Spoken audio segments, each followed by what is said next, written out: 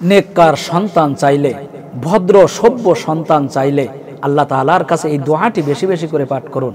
আমরা আমাদের সন্তানগুলো আমাদের চোখের সামনে নষ্ট হয়ে যাচ্ছে, বিপথে চলে যাচ্ছে, অসভ্য হয়ে যাচ্ছে, অভদ্র হয়ে যাচ্ছে।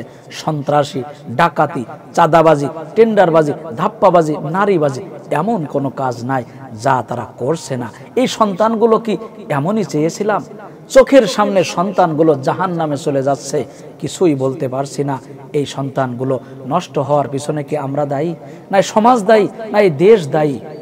অতএব যে দায়ী হোক না কেন, আপনি আল্লাহ তাআলার কাছে আজই করুণা করুন, দোয়া করুন, প্রার্থনা করুন, আল্লাহর কাছে ক্ষমা চান, আল্লাহ তাআলার কাছে নেককার সন্তান চেয়ে আপনি এই দোয়াটি পাঠ করুন। তাহলে আপনার সন্তান এমন নেককার, ফরেজগার, মুত্তাকি, খোদাভীরু হবে যে খোদাভীরুর কারণে সমাজের লোক বলবে, মানুষ যদি দেখতে হয় অমুকের দিকে তাকিয়ে দেখো।